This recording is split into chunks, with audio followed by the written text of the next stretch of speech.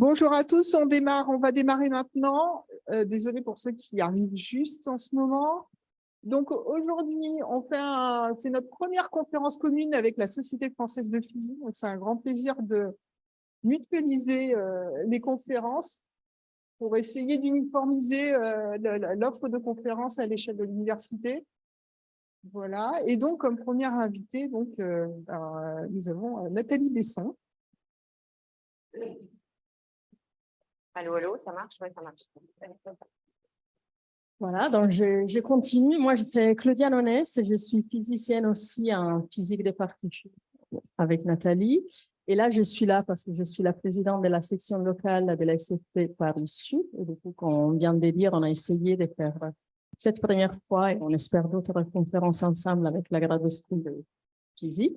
Par rappel, la prochaine conférence aura lieu à Orsay le lundi 4 décembre à 16 h à Orsay sur les climats par Gilles Ranstan et Sylvestre Bouet. Et du coup, là, je laisse la parole à Nathalie. Ouais, non, c'est bon, j'ai mon micro. Donc, on m'a demandé d'être dans le champ de la caméra. Donc, déjà, je me remets là où je dois être. Et puis, on m'a demandé de me présenter.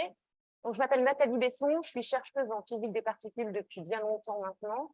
Mon parcours est le suivant. J'avais plutôt de bonnes notes à l'école. Donc, on m'a sommé de faire une classe prépa et les grandes écoles. Et donc, il ne fallait pas que je me loupe parce que moi, je voulais faire de la physique fondamentale. Et à l'époque, il n'y avait pas autant de passerelles entre les différents cursus pour faire de la physique des particules. J'ai eu de la chance où j'ai bien travaillé, mais j'ai fait Centrale Paris, qui à l'époque n'était pas sur le plateau, mais à Châtenay-Malabry. Et j'ai pu faire une 3e année en physique des particules. À l'époque aussi, parce que je suis une vieille mémé, on ne pouvait pas faire en même temps que sa 3e année de cursus école d'ingénieur. On ne pouvait pas doubler ça avec un Master 2. Du coup, j'ai enchaîné sur ce qui était à l'époque un DEA, à la suite de quoi j'ai fait une thèse en physique des particules, c'était sur les neutrinos. J'ai pu découvrir le CERN. Si vous avez l'occasion d'aller visiter le CERN, c'est génial. Et puis, j'ai été recrutée à la suite de ma thèse. Et après ça, j'ai travaillé essentiellement sur les grands collisionneurs de particules. D'abord le LEP, qui était un collisionneur électron-positron au CERN, dans un tunnel ébouriffant de 27 km de circonférence, et qui a laissé sa place au LHC, sur lequel j'ai travaillé aussi pendant 15 ans. Et puis, à un moment, je me suis demandé si je n'étais pas trop à l'aise dans la physique que je faisais. Et ce n'est pas bon pour un physicien d'être trop à l'aise. Et du coup, j'ai décidé d'étudier les ondes gravitationnelles. Ça n'a rien à voir. Il faut faire de la relativité générale dont j'avais tout oublié, qui n'était pas ma tasse de thé longtemps avant. Et donc, maintenant, je suis supposée travailler dans la mission LISA, qui sera, dont je reparlerai après, un interféromètre spatial qui sera lancé au milieu des années 30. Et si je dis je suis supposée travailler, c'est parce qu'on m'a proposé, il y a 3 ans maintenant, le poste de chef du département de physique des particules au CEA de Saclay. Et c'est ce que je fais. Et j'ai beaucoup moins de temps pour faire de la physique maintenant, mais plutôt pour la manager. Merci d'être si nombreux ici. Je vais vous parler du modèle standard, qui est à peu près mon sujet préféré. Donc, moi, je suis contente d'être là. Et puis, on va... J'ai pas de pause, la technique. C'est pas grave, voilà. Le but du jeu de la physique des particules, c'est de comprendre le contenu et la dynamique de l'univers au niveau fondamental. Alors, il y a des gens bien plus futés que moi qui l'ont dit avant moi. Je prends 3 géants. Weinberg, il nous explique le but du jeu. Il nous dit qu'il faut voir les choses simplement. Il faut comprendre un grand nombre de phénomènes très compliqués de manière unifiée en termes de quelques principes simples. Ce à quoi il ne faut pas oublier le petit bémol d'Einstein. Évidemment que tout doit être rendu aussi simple que possible, mais pas plus simple. Et alors, comment on fait ça? Eh bien, on fait ça grâce à une méthode qui est décrite par mon chouchou, Richard Feynman, qui dit « Peu importe la beauté de votre théorie, peu importe votre intelligence, un peu plus bas, peu importe votre intelligence, si votre théorie, décidément, on me coince les mains, peu importe votre intelligence, si votre théorie n'est pas en accord avec l'expérience, elle est fausse. » Et ça, c'est la méthode scientifique qui consiste évidemment à émettre des hypothèses et puis à les tester, les valider ou les infirmer par l'expérience. Et il nous a fallu un peu plus de 100 ans d'aller-retour ou de développement conjoint, parallèle, main dans la main, intriqué, entre développement théorique, expérimentaux et technologique pour arriver au modèle standard. Je mets plein de A parce qu'il est beau. Alors, à gauche du slide, vous avez le Lagrangien du modèle standard. Il y a tout l'univers au niveau particules élémentaires dedans. Et ça tient sur une demi-page. Donc, appréciez l'élégance de la chose. Chacun des termes de cette équation, c'est la seule équation que je vais vous montrer. Non, c'est pas vrai, il y en a une deuxième. Bon, la plus grosse. Chacun des termes de ce Lagrangien donne soit la propagation d'une des particules élémentaires libres, soit des particules en interaction. Et ces particules, quelles sont-elles? Elles sont représentées sur la rosace à droite du transparent. Sur le pourtour, vous avez dans les tons bleutés les particules de matière. Alors, dans les bleus clairs, vous avez ce qu'on appelle les leptons, des particules légères. Alors, décidément, comme je suis à l'envers, je ne sais pas. À gauche, les leptons chargés. Ils ont donc une charge électrique, ce qui correspond au fait que ces leptons sont sensibles à l'interaction électromagnétique. On a l'électron, le muon et le tauron.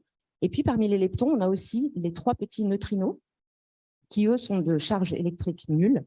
Et donc, ils ne sont pas sensibles à l'interaction électromagnétique. Tous ces leptons sont sensibles à l'interaction faible et ne sont pas sensibles à l'interaction forte. En haut, parmi les particules de matière, en bleu foncé, on a les quarks. Eux sont sensibles. Ils sont chargés, alors avec un petit détail intéressant, c'est que leurs charges sont fragmentaires. Il y a des quarks, la moitié des quarks a une charge plus de tiers et l'autre moitié a une charge de moins un tiers, un peu particulier. Mais bon, ils sont sensibles à l'interaction électromagnétique. Ils sont sensibles à l'interaction forte, ils portent une charge de couleur.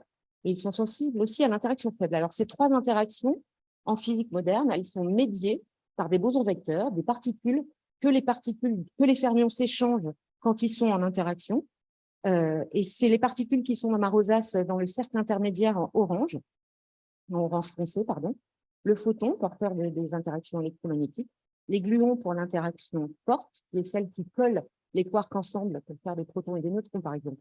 Enfin, n'importe quelle particule lourde composée de quarks. Et puis les W, plus et moins, et le Z0, qui sont les médiateurs de l'interaction faible.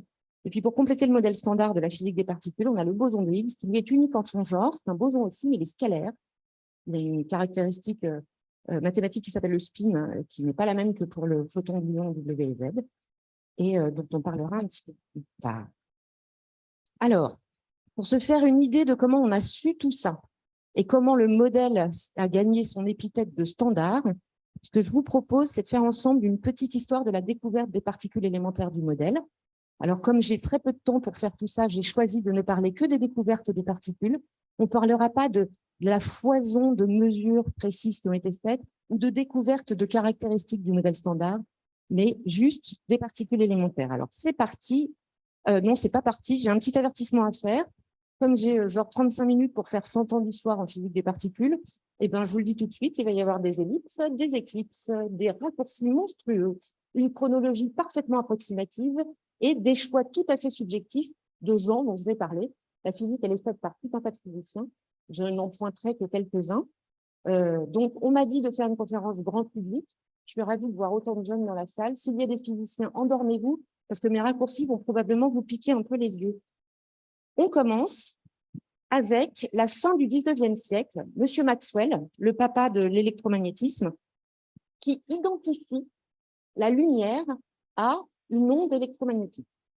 Donc, il publie que l'accord des résultats, en particulier sur la valeur de la vitesse de la lumière, montre que lumière et magnétisme sont faits de la même substance et que donc la lumière est une onde qui se propage. Et évidemment, de la même façon que les vagues se propagent dans l'eau ou le son dans l'air, eh bien, la lumière doit se propager dans un milieu spécifique qu'ils appellent l'éther. Sauf qu'il n'y a absolument aucun résultat expérimental de toutes les expériences les plus chiadées possibles. Vous en avez entendu parler, par exemple, la magnifique expérience de Michelson-Morley. Rien ne peut mettre en évidence l'éther. On a un petit problème.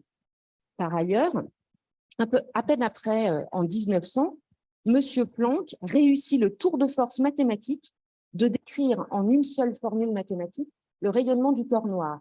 Alors, vous savez probablement ce que c'est qu'un corps noir, c'est quelque chose dont le rayonnement ne dépend que de la température, mais ni de la forme, ni de la composition, ni rien.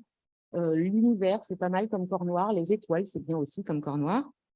Toujours est-il que pour arriver à faire ce tour de force mathématique, il est obligé de prendre une astuce mathématique qui est décrite ici dans son papier. Il dit, on considère, et c'est le point le plus essentiel de tout le calcul, que l'énergie est composée d'un nombre défini de parties égales. L'énergie n'est pas considérée comme continue, mais quantifiée.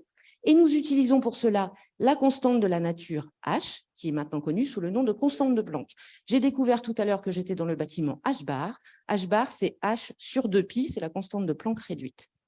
Alors, la personne qui aura le génie de faire le petit pas de côté qui permettra d'interpréter ces résultats de façon parfaitement unifiée et claire, vous le connaissez, c'est M. Einstein, qui a eu une année 1905 en termes de publications absolument ébouriffantes. Et là, je n'en cite que 2 parmi les 6, je crois, qui ont révolutionné, 6 papiers de 1905 qui ont révolutionné la physique. Le premier papier, c'est celui qui a établi les fondations de la relativité restreinte et qui tord le cou à l'éther. Non, il n'y a pas d'éther, il n'y a pas de milieu privilégié pour la lumière. Et pour ça, il introduit le second postulat de la relativité, qui est que la lumière se propage toujours dans le vide avec une vitesse définie c qui est indépendante de l'état de mouvement du corps émetteur. Alors, ça peut paraître un peu bizarre. Imaginez que je passe devant vous en courant très très vite, ce que je ne vais pas faire, et en tenant une lampe torche. Si j'allume ma lampe torche, intuitivement, moi en tout cas, je me dirais la vitesse de la lumière qui sort de la lampe torche, c'est sa vitesse propre par rapport à la lampe torche, plus la vitesse du porteur, à savoir moi. Eh bien non. Le second postulat de la relativité restreinte dit le module de la vitesse de la lumière dans le vide est le même, indépendamment de la vitesse de la source. Et ça a été vérifié de nombreuses fois, y compris en laboratoire. Mais une des premières vérifications expérimentales, c'est celle qui est illustrée à gauche de la planche, là. On a regardé la lumière émise par les étoiles de l'étoile double de je me plante toujours, donc j'espère que c'est Castor, qui est double et pas Pollux, dans la constellation des Gémeaux. Et l'étoile double, donc les deux étoiles tournent autour de leur barycentre commun et donc tour à tour s'éloignent ou se rapprochent de l'observateur qui est sur Terre. Et on a mesuré que la vitesse de la lumière de l'étoile quand elle se rapproche est la même que la vitesse de la lumière que l'étoile quand elle s'éloigne. Dans un deuxième papier qui est cité là, cette fois-ci à droite du slide, Einstein a encore ce coup de génie d'interpréter les résultats mathématiques de Planck en disant « ça n'est pas une astuce, l'énergie est quantifiée ». L'énergie d'un rayon lumineux n'est pas distribuée de façon continue, mais se compose d'un nombre fini de quantas qui sont localisés en des points de l'espace et qui se déplacent sans se diviser et qui ne peuvent être produits ou absorbés que sous forme d'unités complètes. Autrement dit, la lumière peut être considérée comme des particules et ça aussi, ça a été vérifié de nombreuses fois en laboratoire. Ma préférée, c'est l'effet Compton. Ça consiste à faire du billard avec des photons sur des électrons. Et les résultats expérimentaux coïncident avec du billard. Il y a vraiment des grains de lumière qui font du billard sur des électrons. Alors, on tient notre première particule du modèle standard, le photon qui est à la fois une onde électromagnétique et un grain de lumière. Ce truc-là s'appelle un ambigramme. Je suis fan, il y en a plein, c'est absolument superbe. Si vous voyez, il y a wave et particle dans le même mot. Alors, on ne tient pas que la première particule élémentaire, on tient l'épine dorsale du modèle standard, on tient le cadre théorique, qui est donc à la fois quantique et relativiste. Le modèle standard de la physique des particules, il naît de l'union de deux constantes fondamentales, c'est le module de la vitesse de la lumière dans le vide de la relativité restreinte, et H, la constante de Planck de la mécanique quantique. Ces deux constantes unies définissent un nouveau domaine, le domaine des hautes énergies en physique des particules, dans lequel on peut avoir un nombre de particules variables, ce qui est évidemment pas du tout le cas en mécanique classique du point. On a création de particules, annihilation de particules qui disparaissent complètement, collision de particules, désintégration, etc. La relativité avec l'équivalence énergie-masse donnée par le fameux E égale mc2 décrit le taux de transformation de l'énergie en matière et la mécanique quantique donne les probabilités avec lesquelles cela se fait. Vous voyez ici schématisé une collision de particules accélérées, donc d'énergie gamma mc2 avec gamma le facteur de Lorentz de la relativité. Et puis vous voyez, on passe par la case énergie et donc on crée de nouvelles particules, des masses bleues, rouges, machin.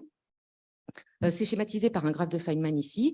On a une collision de quarks, annihilation des quarks qui ne sont plus là, création d'un boson Z qui est une particule instable et qui va se désintégrer ici, par exemple, en deux particules. Donc le Z disparaît et on a une paire de muons. Alors, a priori, il y a assez peu de particules stables dans l'univers. En vrai, il y a le photon, l'électron, et puis fort heureusement les protons et les neutrons dans les noyaux, ce qui nous permet d'être là pour en parler. Sinon, toutes les autres sont instables. Alors, maintenant qu'on a le cadre théorique, on va pouvoir continuer notre histoire de la physique des particules avec un article du New York Times de 1896 que je vous recommande. Il est parfaitement réjouissant pour les gens qui sont curieux. Et c'est un article qui est intégralement consacré à un outil qui s'appelle un tube de Crookes. Un tube de Crookes, c'est un tube en verre dans lequel on fait un vide, alors très très partiel au début et puis de mieux en mieux au fur et à mesure qu'on fait des progrès, qui contient 2 électrodes, une anode et une cathode. Et puis, si on met une différence de potentiel entre ces 2 électrodes, eh bien, on s'aperçoit que la cathode émet un rayonnement. On appelle ça les rayons cathodiques ou le rayonnement cathodique. Alors, vous voyez, ces tubes de Crookes, ils ont plein de formes. Ils peuvent être équipés de masques en forme de croix ici. Ils peuvent être équipés de matériaux luminescents sur la paroi du tube. Ils peuvent être équipés de champs magnétiques pour essayer de voir comment réagit le rayon cathodique au magnétisme, etc. Et tout le monde s'étripe pour trouver la nature des rayons cathodiques. La bataille fait rage.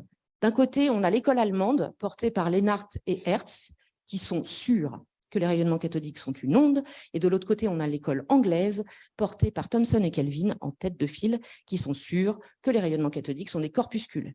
Une fois n'est pas coutume, le casque bleu de l'histoire sera Jean Perrin, qui en 1895 mène des études systématiques de tous les effets décrits par ses collègues et qui conclut sur un rayonnement matériel chargé négativement. Et le découvreur sera J.J. Thomson en 1897. Pourquoi lui, il a réussi là où d'autres ont échoué? Parce que lui, il a réussi à obtenir un vide de bonne qualité, contrairement aux précédents tubes de Crookes utilisés. Et en utilisant une mesure avec des déviations magnétiques et électriques des rayons cathodiques, il est capable de mesurer le rapport charge sur masse, qui est 1000 fois le rapport qui a déjà été mesuré pour l'ion H+, et qui donc montre qu'on a une particule élémentaire légère et qui est présente en l'occurrence dans toute la matière. C'est donc la toute première particule élémentaire de matière détectée. Un peu plus tard, en 1913, Millikan fera la mesure de la charge de l'électron, et comme on a le rapport charge sur masse, eh ben, on pourra en déduire la masse de l'électron. On a notre premier fermion, notre première particule de matière, l'électron. Et alors là où c'est rigolo, c'est que tout le monde s'est écharpé pour finir par décider que l'électron était une particule, sauf que l'électron, comme toutes les autres particules, peut être considéré dans les 2 formalismes, une onde ou et un corpuscule. En 1923, Louis de Broglie propose de généraliser le cas du photon, et donc à toute particule d'énergie E, il associe une longueur d'onde qui est égale à hc sur E. Et en l'occurrence, le comportement ondulatoire de l'électron sera mis en évidence par deux chercheurs, Davidson d'un côté et Thomson de l'autre, qui, en faisant des expériences avec des électrons sur des cristaux, montreront sa nature ondulatoire, l'un par diffraction et l'autre par transmission. Pour l'anecdote, ce G.P. Thomson-ci, qui donc a eu un prix Nobel pour la nature ondulatoire de l'électron, est le fils du J.J. Thomson précédent, qui lui a eu son prix Nobel pour avoir découvert que l'électron était un corpuscule. Ils sont quantiques dans la famille. Alors on continue, on a un électron. Dirac, en 1928, entreprend d'en décrire le comportement avec une équation mathématique de façon correcte dans le cadre théorique qu'on a, c'est-à-dire quantique et relativiste. Il aboutit à cette équation d'une élégance rare, qui est absolument efficace pour décrire l'électron, mais qui décrit aussi quelque chose d'un peu inattendu qui a l'air d'être d'énergie négative et de remonter le temps. En fait, il décrit aussi l'antimatière, l'antiparticule de l'électron. Alors, Dirac a cette phrase intéressante, « Mon équation est plus intelligente que moi », parce que lui, il n'y avait pas pensé, enfin, personne n'avait pensé à l'antimatière, son équation, oui. Et en 1933, à peine après, Anderson découvre les positrons, donc les électrons positifs, avec une chambre à brouillard. Alors, une chambre à brouillard, ça permet de matérialiser la trace des particules chargées. Il équipe sa chambre à brouillard d'un champ magnétique.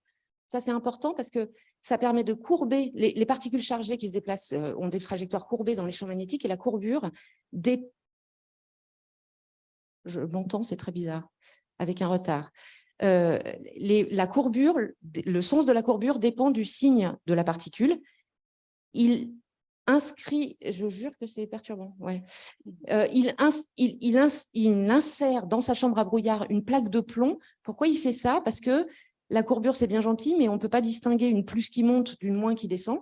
Dans la plaque de plomb, la particule perd de l'énergie, et donc sa courbure change, et ça lui permet de découvrir le positron. Petite anecdote, maintenant, dans nos expériences de physique des particules, on a un truc qui s'appelle le déclenchement. Ça a l'air bête, mais ça veut dire qu'on enregistre des données que quand il se passe un truc intéressant. À cette époque, il n'y a pas de déclenchement.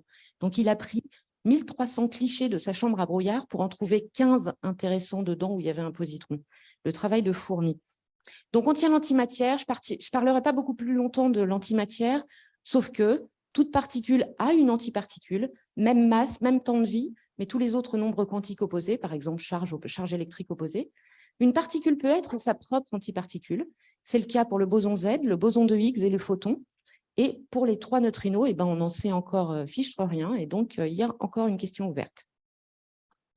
Alors, on continue avec la crise de l'énergie qui n'a rigoureusement rien à voir avec notre crise de l'énergie actuelle et qui nous est, dont le protagoniste premier est Chadwick.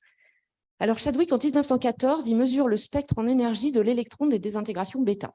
Une désintégration bêta, en tout cas à l'époque, c'est un noyau N au repos qui se désintègre en un noyau N' au repos aussi, en émettant un électron. Et donc, conservation de l'énergie de l'électron, elle est fixée puisqu'elle est égale au défaut de masse entre le noyau N et le noyau N'. Sauf que Chadwick n'arrive absolument pas à mettre en évidence des pics en énergie. Il écrit à Rutherford, son ancien directeur de thèse, en lui disant « Je dois faire une bêtise stupide quelque part, j'arrive pas à voir le fantôme d'une ligne avec mon setup expérimental. » Tout un tas de gens se mettent à faire des expériences toutes plus rusées les unes que les autres, comme Ellis et Wooster ici en 1927. Et à chaque fois, on trouve que l'énergie de l'électron prend toutes les valeurs entre 0 et petit et un maximum. Il n'y a rien à faire. Il va falloir se creuser les méninges. Et 2 hypothèses très audacieuses sont faites par 2 grands messieurs de la physique. On a Niels Bohr d'un côté, donc un des papas de la mécanique quantique, qui dit après tout, en physique subatomique, on n'y connaît encore pas grand-chose. Il est possible que l'énergie ne soit conservée que statistiquement et que dans le monde microscopique, et que par contre, événement par événement, l'énergie peut ne pas être conservée. Moi, ça me fait frémir, vu de maintenant, laisse la conservation de l'énergie là où elle est, mais bref. Son détracteur, en l'occurrence, c'est un autre de mes chouchous, parce qu'il est très drôle, c'est M. Wolfgang Pauli, qui a une autre hypothèse, et il devrait faire cette hypothèse à une conférence à Tübingen, mais en l'occurrence, il a une bonne excuse pour ne pas y aller, et donc il écrit à ses collègues de la conférence de Tübingen une lettre absolument savoureuse qui commence par « Chères dames et chers messieurs radioactifs ». Et il fait une hypothèse, le spectre bêta continu a un sens si on suppose que dans la désintégration bêta, un truc qu'il appelle un neutron est émis en plus de l'électron. Du coup, l'électron et le neutron se partagent l'énergie et ça explique pourquoi l'énergie de l'électron prend tout un tas de valeurs continues. Évidemment, par contre, la somme des énergies du neutron et de l'électron est constante. Et là, il donne sa raison pour laquelle il fait ça par écrit. Malheureusement, je ne peux pas me présenter personnellement à Tübingen car je suis indispensable ici à Zurich pour un bal, votre humble serviteur, Pauli. Alors, c'est l'expérience qui tranche, c'est l'expérience de Henderson en 1934. Le neutron de Pauli existe, il doit être de masse très faible. Il se trouve qu'en 1932, Chadwick, le même, a découvert le vrai neutron. Le vrai neutron est trop massif pour rentrer dans les désintégrations bêta. Et donc, c'est Enrico Fermi qui baptise le petit neutron de Pauli le neutrino. On tient les neutrinos. Alors, il se trouve qu'il va nous falloir 25 ans pour observer le neutrino libre. La désintégration bêta, c'est une indication indirecte de l'existence du neutrino, mais ça va prendre bien plus de 25 ans pour observer le neutrino libre. Pourquoi? Parce que c'est une particule qui n'interagit que faiblement, qui interagit vraiment très, très faiblement. Pour vous donner une idée, le libre parcours moyen d'un neutrino d'énergie typique émis par une centrale nucléaire ou le Soleil, c'est 1 année-lumière de plomb. Bon, ça n'interagit pas beaucoup. Et donc, il a fallu de la pugnacité. Il y a des chercheurs, en particulier ceux qui l'ont découvert, Cohen et Reines, ont interrogé tous les grands physiciens de l'époque, en particulier le papa des neutrinos, Pauli. Et Pauli a fini par dire « J'ai fait une chose terrible, j'ai postulé l'existence d'une particule qui ne peut pas être détectée ». Heureusement, ils se sont accrochés et auprès du réacteur nucléaire de Savannah River en 1956, ils ont mis en évidence le neutrino. Alors, on va refaire un petit saut en arrière dans le temps. On va retourner en 1912 pour étudier l'ionisation de l'atmosphère. L'atmosphère est en permanence bombardée par des rayonnements qui l'électrisent, qui arrachent des électrons. Et au début du siècle dernier, il était communément admis que cette électrisation était due à la radioactivité naturelle de la Terre. Donc, si c'est le cas, plus on monte en altitude, moins l'ionisation doit être importante. Pour vérifier ça, le courageux monsieur Victor Hess monte dans un ballon avec un électromètre. Il mesure l'ionisation de l'atmosphère et effectivement, je ne sais pas si vous voyez la petite main là, mais pendant les 700 premiers mètres, l'ionisation décroît. Et puis, aux surprises, quand il continue à monter en altitude, l'ionisation ne cesse de croître. Elle n'est pas due à la radioactivité de la Terre. En fait, il a découvert les rayons cosmiques. Alors, les rayons cosmiques, c'est à 90%, je crois, des protons. Je sais que c'est des protons, mais c'est le 90%, je ne suis plus très sûre. C'est plus élevé que ça, mais je crois que c'est ça. Qui ont des énergies très variables. Ça va du gigaélectronvolt à 10 puissance 20 ou 21 électronvolts, qui interagissent avec la haute atmosphère et qui créent des gerbes de particules secondaires. Et ça, c'est très intéressant parce que pendant longtemps, avant qu'on ait des accélérateurs de particules assez puissants, c'était notre source de particules instables, de particules nouvelles. C'est dans les rayons cosmiques qu'Anderson a découvert le positron. Et alors, simultanément, deux équipes différentes, en 1937, observent un nouveau type de radiation dans les rayons cosmiques, un truc qui a une masse intermédiaire entre la masse de l'électron et la masse du proton. Du coup, ils l'appellent au début un mésotron. Et ça, c'est extraordinairement surprenant. C'est un truc qui ressemble à un électron, juste il est plus lourd. Et là, il se trouve qu'à l'époque, on est content. À cette époque-là, on a le neutron, le proton, donc le noyau atomique, les électrons qui orbitent autour, on a l'électromagnétisme, hop, hop, hop, on a tout compris à la physique. Et c'est tellement surprenant, ce truc, que Isaac Rabi, qui est un physicien qui a eu le prix Nobel en 1944, s'exclame, mais enfin, mais qui a commandé ça? On n'en a pas besoin. Alors, on tient le muon, le deuxième des leptons, et il se trouve qu'en 1962, à Brookhaven, une équipe mettra en évidence le fait que chaque lepton, électron, muon et puis tauron plus tard, a un neutrino qui lui est associé. Ce qu'on prouve là, c'est que les neutrinos qui sont produits conjointement avec un muon, quand ils interagissent subséquemment dans la matière, ils ne produiront que des muons, jamais d'électrons. Et de la même façon, les neutrinos qui sont produits conjointement avec un électron, en interagissant avec la matière, ne produiront que des électrons et jamais des muons. On a donc le neutrino mu et le neutrino électronique à cette époque. Alors, on fait des progrès technologiques en particulier. On continue à étudier les rayons cosmiques, mais on a des accélérateurs de particules de plus en plus puissants. Vous voyez ici un exemple de cyclotron, de synchrotron. On a aussi des moyens de détection de plus en plus rusés. Déjà, on invente le déclenchement, ce qui est plutôt pas mal, ça nous permet d'être efficace. On continue d'utiliser des chambres à brouillard, des chambres à bulles, des chambres à étincelles, et ça nous permet de découvrir une foultitude de nouvelles particules. À partir des années 50 et au début des années 60, on a une centaine de particules différentes. Alors ça chatouille les physiciens. De la même façon que Mendeleïev a ressenti un petit chatouillis quand il était devant une soixantaine, je crois, d'éléments chimiques différents et qu'il a voulu les classer dans son tableau périodique, de la même façon, on a envie de les classer. C'est ce que font des théoriciens comme Gell-Mann. Alors, ils introduisent des nouveaux nombres quantiques. Par exemple, parmi ces particules, il y en a qui se comportent de façon étrange. On introduit l'étrangeté. On introduit B, là, c'est le nombre baryonique pour les particules les plus lourdes, etc., etc. Et on arrive, Gell-Mann, pas moi, à faire des multiplets qui permettent de rendre compte de toutes les particules découvertes. Alors, ça peut paraître un peu fumeux, la communauté est un peu sceptique. Néanmoins, de la même façon que dans le tableau de Mendeleïev primaire avec les 60 éléments, il y avait des trous qui ont donc poussé les gens à chercher des nouveaux éléments qu'ils ont découverts. Et bien là, il y a un trou. Il se trouve que l'oméga-, qui est postulé par les tableaux de Gell-Mann, n'a pas encore été découvert et il l'est en 1964 dans une chambre à bulles à Brookhaven. Donc, il est là l'oméga. A priori, il y a bien, ce classement fait sens. Et alors, on peut continuer à filer la métaphore avec Mendeleïev. Le fait qu'on puisse classer les éléments chimiques dans le tableau de Mendeleïev, c'est le signe qu'il y a une sous-structure au noyau. Ils sont composés d'un certain nombre de protons et de neutrons. Eh bien, c'est la même chose. Le fait qu'on puisse classer toutes ces particules dans les tableaux de Gell-Mann, c'est le signe qu'il y a une sous-structure. Simultanément, Gell-Mann et Spike introduisent ce qu'on appelle maintenant des partons de façon générale, c'est-à-dire des sous-éléments des protons et des neutrons, par exemple. Alors, Gell-Mann les appelle les quarks, en hommage au poème de James Joyce qui s'appelle Finnegan's Wake, et où il y a ce vers mystérieux que personne ne comprend, 3 quarks for Master Mark. Zweig les appelle les ACE, c'est les quarks qui sont retenus, probablement parce que c'est plus rigolo. On en a besoin de 3, le up, le down et l'étrange, qui est le seul qui est porteur du nombre quantique d'étrangeté dont j'ai parlé avant. Et on peut classer les particules en 2 types, celles qu'on appelle les mésons, qui sont faites d'un quark et d'un antiquark, et celles qu'on appelle les baryons, qui sont faites de 3 quarks. Et on peut à nouveau classer les particules, vous voyez les tableaux de Gell-Mann là, mais cette fois-ci en fonction de leur contenu en quark. Alors ça, c'est bien joli, mais il faut le mettre en évidence expérimentalement. C'est fait à Stanford en 1969 par Friedman, Kendall et Taylor et leurs collègues. Ce que vous voyez ici, c'est la probabilité de diffusion à un certain angle d'électrons sur protons en fonction de l'énergie transférée dans la diffusion.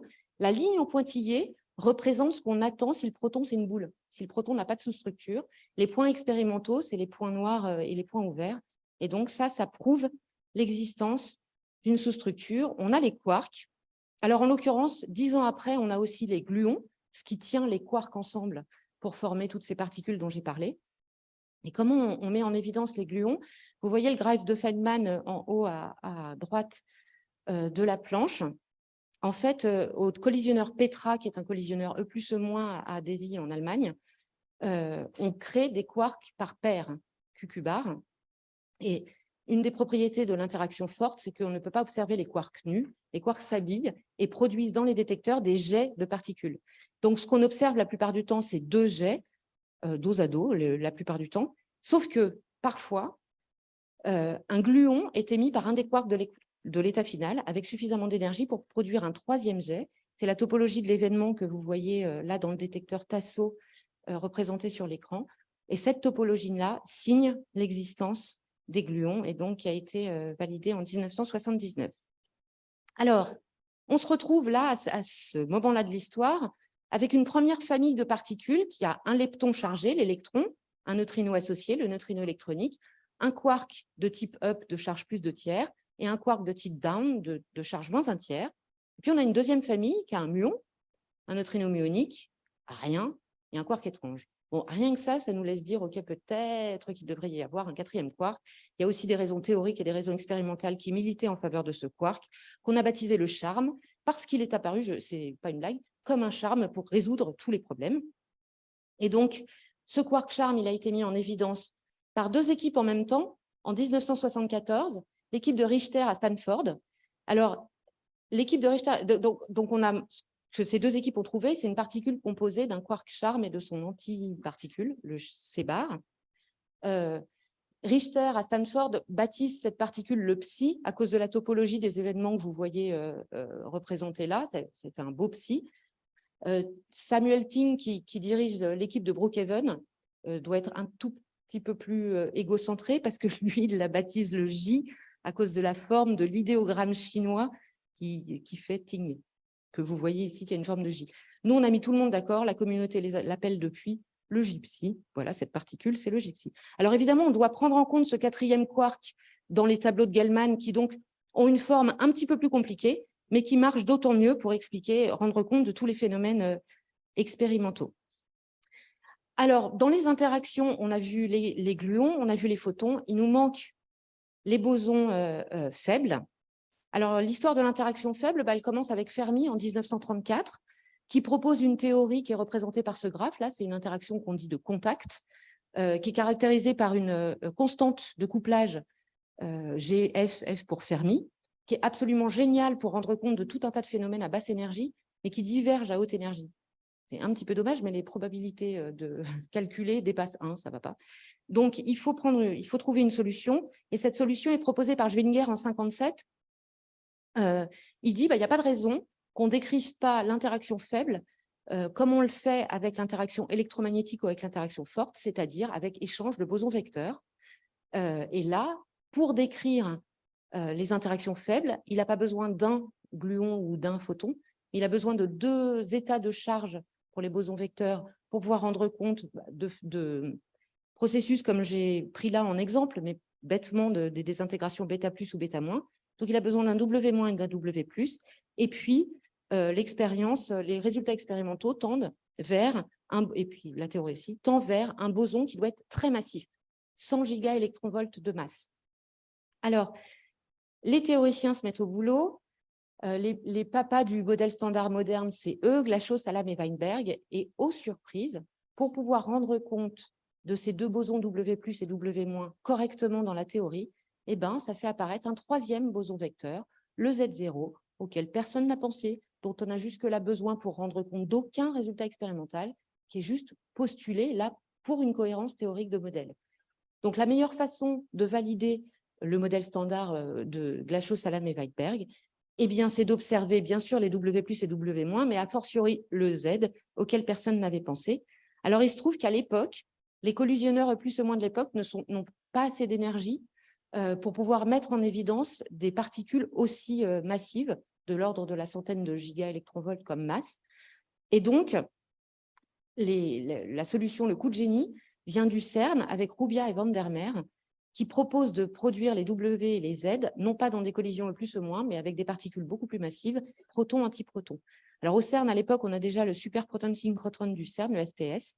Ils construisent tout exprès un accumulateur d'antiprotons, l'AA, et on fait des collisions à 540 gigaélectronvolts dans des détecteurs à l'époque nouvelle génération, donc qui sont des détecteurs basés massivement sur l'électronique, UA1 et UA2. Et en 1983, on découvre les W+ et les W-, mais surtout le boson Z. Vous voyez ici un événement reconstruit. Alors par contre, je ne sais plus vous dire si c'est UA1 ou UA2, où un Z se désintègre en mu+, mu-. Et vous voyez le plot à droite vous montre comment on a mesuré la première mesure de la masse du W. Vous voyez, il y a vraiment une poignée d'événements qui sont disponibles pour mesurer la masse, qui est mesurée à 93 gigaélectronvolts, plus ou moins 1,7. Alors c'est vraiment, donc on a trouvé les Z et les W, et c'est vraiment une victoire pour le modèle standard, parce que ce boson Z, il n'a pas été postulé pour rendre compte de phénomènes expérimentaux, il est là pour la théorie, et rien que pour la théorie, et il existe. Alors il se trouve que le boson Z, c'est une des particules les plus précisément connues du modèle standard. Il y a eu un programme au LEP, un collisionneur électron-positron au CERN, qui a été complètement dédié à l'étude du boson Z. Vous voyez ici le plot dont on extrait la masse. La masse du boson Z est maintenant calculée à 2·10-5 près, et le record du LEP en précision tient toujours. On n'a pas encore fait mieux. Alors, il nous manque la troisième famille, on va aller vite là-dessus. En fait, dès 1973, donc on n'a pas encore vu le gypsy en 1973, on n'a toujours pas observé le quark charme. Néanmoins, les théoriciens nous disent, pour expliquer de façon naturelle les caractéristiques du modèle standard, il faut qu'il y ait 3 familles. Sinon, on est obligé de tuner des paramètres à la main, ce n'est pas satisfaisant. 3 familles, il y a tout qui vient naturellement. Et donc, on s'attend déjà à ce qu'il y ait 3 familles. Et de fait, en 1975, à Slack, aux États-Unis, on découvre le 3e lepton chargé, le lepton tau. 2 ans après, on découvre le quark B en observant l'upsilon, qui est un étalier BB bar, à Fermilab. Toujours à Fermilab, mais avec un autre accélérateur, on découvre enfin, en 1995, le quark top. Alors là, je dis découverte, mais sérieusement, personne ne doutait de l'existence du quark top. On avait les 5 autres. Il était tout naturel. Par contre, c'est la particule la plus massive des particules élémentaires du modèle standard, et donc il faut y aller pour produire quelque chose. En plus, on les produit par paire à 175 gigaélectronvolts de masse. Donc c'est pour ça qu'il a fallu attendre 1995. Voilà. Et puis le petit dernier de la 3e famille, c'est le neutrino tau, qui a été découvert en 2000, toujours à Fermilab avec l'expérience Donut. Alors on a la 3e famille, et donc là on a les 3 familles de leptons, chacune composée d'un lepton chargé, par exemple l'électron, d'un quark up, d'un quark down et d'un neutrino. Alors, 3 familles, c'était ce que voulaient les théoriciens pour que le modèle soit naturel, mais pourquoi pas 4, pourquoi pas 5? La réponse, elle tient dans ce plot. Croyez-moi sur parole, c'est un des plus beaux de la physique des particules. C'est un plot qui a été fait au LEP. Qu'est-ce qu'il dit, ce diagramme-là? En fait, le boson Z, il peut se désintégrer dans n'importe quelle paire de fermions-antifermions. Donc, par exemple, E plus E moins, mu plus mu moins, tau plus tau moins, quark anti-quark, mais aussi neutrino-antineutrino. Et donc, la probabilité de désintégration du Z dépend du nombre de voies possibles de désintégration et donc du nombre de neutrinos. Vous voyez ici ce qu'on attend. La courbe rouge en haut, c'est ce qu'on attend s'il n'y a que 2 familles de neutrinos. La courbe rouge en bas, c'est ce qu'on attend s'il n'y a que 4 familles de neutrinos. Et la courbe verte au milieu, c'est ce qui est attendu s'il y a 3 familles de neutrinos. Et les points expérimentaux sont dessus. Et je vous jure, il y a les barres d'erreur. La première fois que j'ai vu ce plot, j'ai dit, oh là là, les gros salles, ils n'ont même pas mis les barres d'erreur. Si, elles y sont. Les mesures sont tellement précises qu'elles sont dans l'épaisseur du trait. Donc, c'est juste magnifique. 3 familles de fermions. Alors, il nous manque le boson de Higgs, d'où il sort celui-là. Eh bien, la mode est au sombrero. En fait, jusqu'au début des années 60, on a donc déjà un modèle extraordinairement robuste, prédictif, tout bien comme il faut, qui rend compte de tous les résultats expérimentaux à un petit détail près. Pour respecter les symétries fondamentales, ce modèle impose que les masses de toutes les particules soient strictement nulles. Et nous, on se retrouve avec des bosons peut même pas tricher, ils sont à 100 gigaélectronvolts, c'est des monstres. Donc, il va falloir faire quelque chose. Et pour ça, il va falloir faire un peu de jus de cerveau. Et ça, on les doit à beaucoup de chercheurs, mais dont Higgs, Englert, Brut, etc. Et pour ça, il faut inventer une façon de ce qu'on appelle briser doucement les symétries, c'est-à-dire les briser suffisamment pour pouvoir permettre aux états physiques d'acquérir une masse, mais garder la symétrie sous-jacente des équations. Et ça, on fait ça en introduisant dans l'équation un potentiel qui a cette forme, donc un potentiel qu'on appelle en chapeau mexicain, pour des raisons assez évidentes. Si on met une particule au sommet de ce chapeau, donc ce truc-là, il a évidemment une symétrie de révolution autour de l'axe vertical, hein, qui passe en son sommet. Si on met une particule dans le potentiel à cet endroit-là, eh ben, tout est symétrique, tout va très bien, sauf qu'évidemment, la nature, elle n'aime pas ça, c'est un état métastable. Et donc, l'état physique réel, c'est une particule au fond du chapeau mexicain. Et là, on a brisé la symétrie, puisque la particule a choisi un point spécial dans le fond du chapeau mexicain. Néanmoins, comme vous le voyez, le chapeau mexicain, lui, il garde sa symétrie. L'équation sous-jacente reste symétrique. Alors, j'ai pris des raccourcis, mais je vous avais prévenu. Ça nécessite d'amender ma grosse équation du début, le lagrangien du modèle standard, et ça nécessite d'introduire une nouvelle particule. Là, c'est représenté par le champ phi. Et donc, pour valider, entériner la validation de ce mécanisme, qu'on appelle le mécanisme de Higgs, Englert-Brut, eh bien, il faut essayer de mettre en évidence cette particule.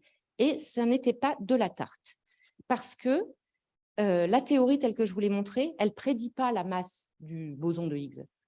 Donc, tout ce qu'on savait, c'est comme on ne l'a pas déjà observé, eh ben, sa masse doit être plus haute que. Donc, pour se donner une chance de l'observer, il faut se doter d'un outil qui nous permette d'aller aux plus hautes énergies possibles. En revanche, l'équation en question, une fois qu'on fait une hypothèse de masse, elle nous permet de calculer la probabilité avec laquelle on va produire des bosons de Higgs, et ça, c'est ridiculement petit. Donc, il nous fallait un outil qui soit à haute énergie et à ce qu'on appelle haute luminosité, c'est-à-dire haut taux de collision. Ça, c'est le LHC.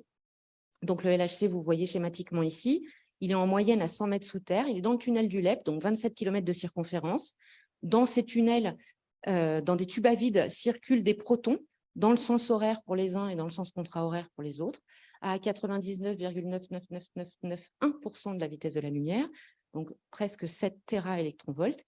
Et puis, en quelques points de l'anneau, on dévie légèrement la trajectoire, les protons de leur trajectoire quasi circulaire, et on les fait se collisionner. Alors, il y a 4 points de collision sur le pourtour du LHC, mais les chasseurs de Higgs, c'est Atlas d'un côté de l'anneau et CMS de l'autre. Je vous les présente. Atlas, vous le voyez ici en 2006, en construction. Il y a un bonhomme sur la photo, je vous recommande de le trouver, il a un casque jaune. C'est le plus grand détecteur de particules jamais construit. Il pèse 7000 tonnes à la louche, il fait 45 mètres de long, 25 mètres de diamètre. Et pour imaginer... Alors, je profite de cette planche et de la suivante, juste pour vous dire que le LHC, c'est ébouriffant, etc., mais ce n'est pas que ébouriffant technologiquement. Tout est superlatif dans ce genre de manip. Par exemple, le projet LHC, il a commencé à la fin des années 80. Les premières collisions, c'est 2010. C'est 30 ans pour concevoir, pour faire toute la R&D, pour imaginer, opérer et puis faire fonctionner ce genre de machine. Dans chaque collaboration, il y a plusieurs milliers de scientifiques qui sont issus de centaines d'instituts et de dizaines de pays. Alors ça, c'était Atlas. En face, il y a CMS. Le C de CMS, c'est compact, parce que CMS, il est 2 fois plus petit, mais il est 2 fois plus lourd. Il fait 14 000 tonnes. Là aussi, milliers de scientifiques, centaines d'instituts et dizaines de pays. Et donc, je l'ai dit, hein, il nous a fallu pas mal de temps quand même, fin des années 80, 2010 pour les premières collisions exploitables. Et en 2012, on est en mesure de dire qu'on a observé, découvert. Alors, au début, on disait une particule d'une masse d'environ 125 GeV compatible avec le boson de Higgs du modèle standard. Maintenant, on sait, il est standard. Je vous le montre. Ça, c'est 2 candidats bosons de Higgs, dans CMS à gauche et dans Atlas à droite. Dans CMS, là, ce candidat-là se désintègre en 2 photons. Les dépôts calorimétriques sont représentés par les barres vertes. Et puis, dans Atlas, en 4 muons. On a le boson de Higgs, la dernière des particules du modèle standard. Alors, il a valu le prix Nobel à ses 2 papas encore vivants, messieurs Englert et Higgs. Là, ils sont pris en photo le jour où on a fait l'annonce de la découverte au CERN en 2012. Et puis donc, je vous le disais, au début, on disait une particule compatible avec le boson de Higgs du modèle standard. Maintenant, on sait qu'il est standard. Une des façons de le voir, c'est un exemple. C'est le fait que dans le modèle standard, ce boson de Higgs, il interagit avec les particules. On dit il couple aux particules proportionnellement à la masse des particules. Et là, sur ce plot, vous voyez pour certaines particules l'intensité du couplage en fonction de la masse de la particule et ça s'aligne. Il est standard. Alors, vous voyez aussi qu'il n'y a pas toutes les particules, parce que je viens de le dire, la probabilité de couplage, elle est proportionnelle à la masse. Donc, pour les particules légères, genre l'électron, on n'est pas couché, on a encore beaucoup de travail. Donc, voilà. Pourquoi il s'appelle le modèle standard? Eh bien, simplement parce qu'il s'est imposé par la méthode scientifique en étant validé complètement expérimentalement. Il est complet, il est toujours aussi prédictif et il est robuste. Sur ce plot que j'aime bien, vous voyez toutes les particules du modèle standard. L'axe des X, c'est le temps en années. Et les barres, elles représentent le temps qu'il a fallu entre le postulat de l'existence de la particule et sa découverte, avec deux cas exceptionnels, le boson de Higgs qui nous a donné du fil à retordre, et puis le muon dont je vous disais que lui, il n'a pas été postulé puisqu'il a découvert et tout le monde s'est dit, mais qu'est-ce qu'il fait là, celui-là? Donc lui, il n'y a pas de barre. Alors c'est très bien, on est super content. Le modèle standard, c'est une construction intellectuelle qui nous a demandé du travail à toute la communauté scientifique pendant des dizaines et des dizaines d'années et qui marche remarquablement bien. Alors oui, mais si je regarde le contenu en énergie de l'univers, le modèle standard, c'est les 5% en orange là. Donc, il nous en manque un petit chouïa.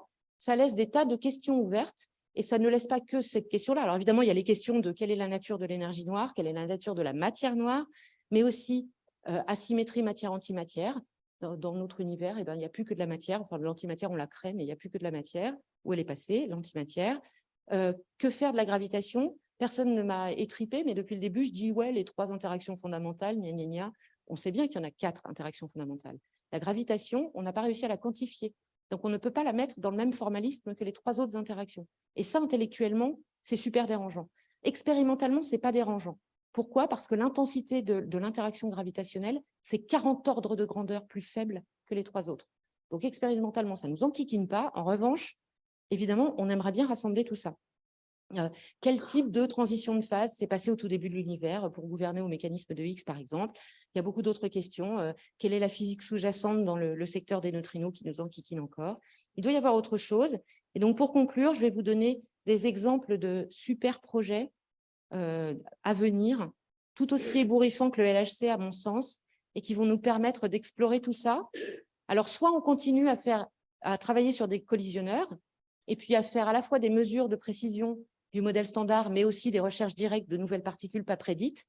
Et donc, un des projets qu'on a dans les tuyaux, c'est un collisionneur de 100, alors non, il a un peu maigri maintenant, il n'est plus qu'à 90 km de circonférence, pour atteindre la centaine de TeV en proton-proton, à l'horizon 70. Donc, les gars, je vous le dis, c'est pour vous, c'est pas pour moi.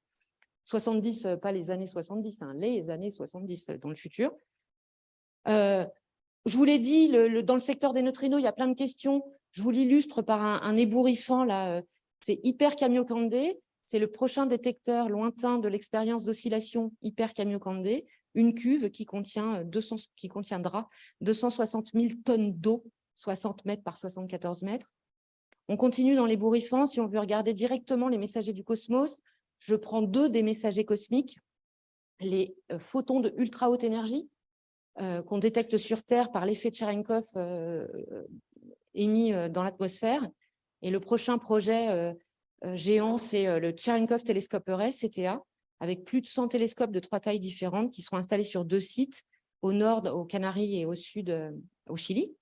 Et puis mon petit chouchou, parce que je vous l'ai dit, maintenant j'y suis, LISA, un interféromètre spatial, donc un interféro, hein, vous savez ce que c'est, Michelson, tout ça, machin, sauf que celui-là, il a des bras de 2,5 millions de kilomètres. Parce que comme ça, on veut voir les ondes gravitationnelles de très basse fréquence. Et pourquoi on veut voir ces ondes gravitationnelles? Parce qu'elles sont caractéristiques des fusions de trous noirs supermassifs, ceux qui se trouvent au centre des galaxies. Donc voilà, on a encore du travail et on est très contents. Vous avez du travail aussi pour le futur. Merci de votre attention. Un micro, je crois. C'est que les gens...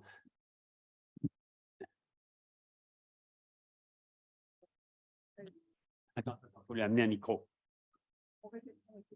Oui, mais quand même, c'est mieux, c'est mieux. Oui, mais toi, t'entends, mais...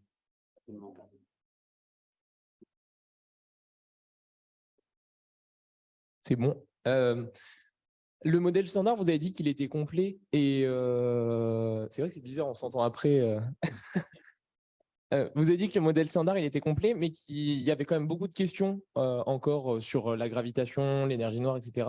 Mais donc, si on veut, il faudrait donc recompléter le modèle standard, mais vous le rajouterez où tout ça? On pense au graviton, il faut rajouter où tout ça? C'est une excellente question. Il y a plusieurs façons de faire. Donc là, tu as vu comment le modèle standard il a évolué. Soit tu rajoutes un truc dedans, rajouter le muon, ça s'est fait assez naturellement. D'accord. Donc tu découvres un truc et tu le rajoutes dedans, soit tu chamboules tout. Personnellement, moi, là, où j'en suis de ma carrière, je ne suis pas persuadée qu'il ne faille pas tout chambouler.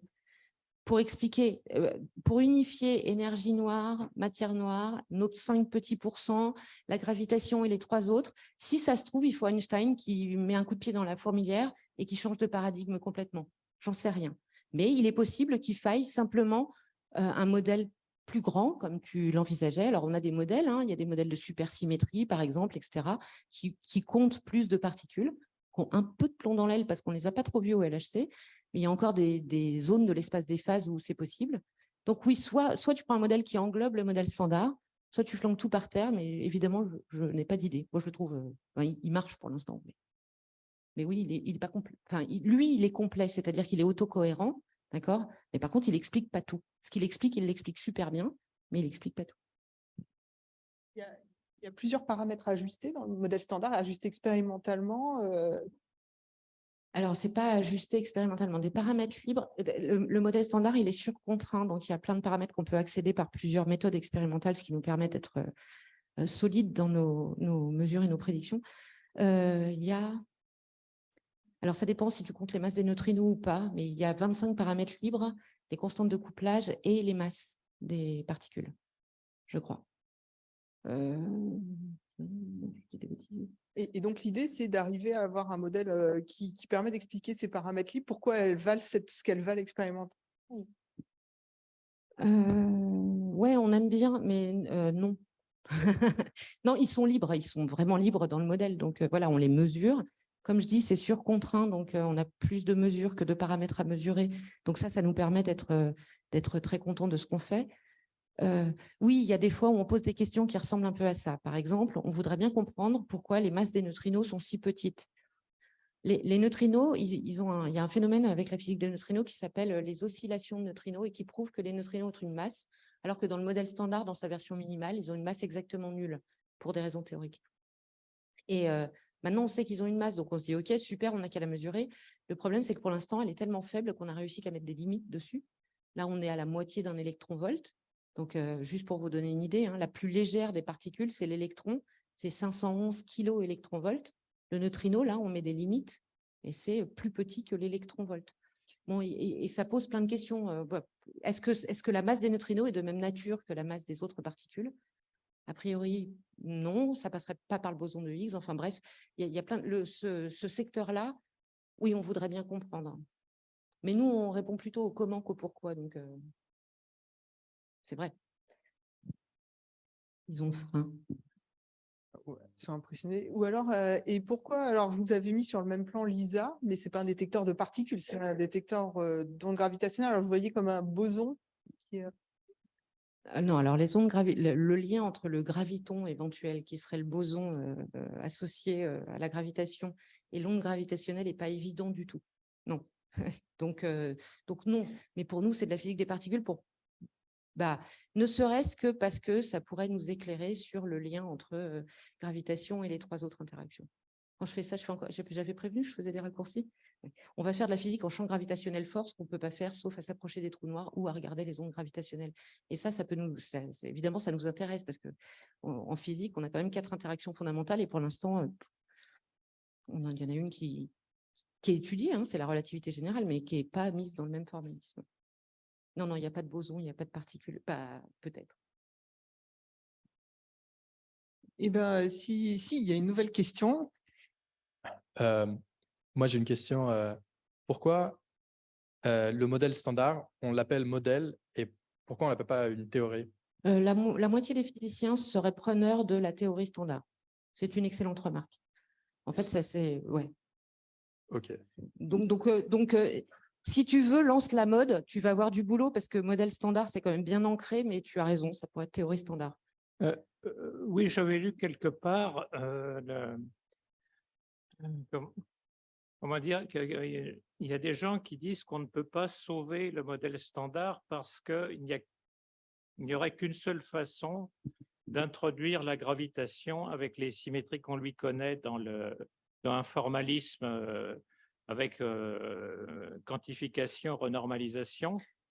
Et si on prend cette voie unique pour traiter la gravitation, on arrive à quelque chose qui n'est pas renormalisable et c'est un échec. Donc, dans l'esprit des gens qui défendent ce point de vue, ça veut dire que le modèle standard n'est pas sauvable, enfin qu'il est nécessairement incomplet.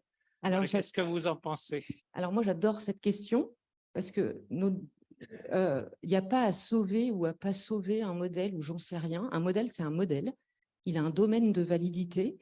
Il explique un certain nombre de choses. Il rend compte d'un certain nombre de phénomènes expérimentaux. Et puis, si ça ne marche pas, bon, tant mieux. Je ne sais pas si vous vous rappelez, il y a quelques années, il y a une expérience qui s'appelle Opéra, dont les physiciens mesurent la vitesse des neutrinos et trouvent qu'elle est plus grande que la vitesse de la lumière. Et nous, on a été contactés, nous les physiciens de neutrinos du CEA, on a été contactés par les journalistes qui nous disaient « Alors c'est bon, vous êtes tous au bord du suicide, Einstein a tort, le modèle standard est… » Et moi, je leur répondais ben, « Non, tant mieux, mais tant mieux, ça, on va chercher, on va comprendre. » Enfin, je veux dire, un résultat négatif, c'est aussi important, voire plus qu'un résultat positif. Ça nous dit là où il faut ne plus aller et là où il faut chercher par ailleurs. Il n'y a pas à sauver ou pas sauver. Encore une fois, ce modèle, il est extraordinairement robuste et il est extraordinairement prédictif, c'est-à-dire que tous les calculs qu'on fait avec de paramètres, eh ben, on mesure le paramètre et on tombe dessus. Donc il a ses vertus. Après, comme vous l'avez vu, il y a des trous dans la raquette. Il y a des choses qu'il n'explique pas, mais ce n'est pas grave, c'est un modèle. Je réponds par la même occasion, du coup, à modèle et théorie. En tout cas, toutes les particules connues sont dedans.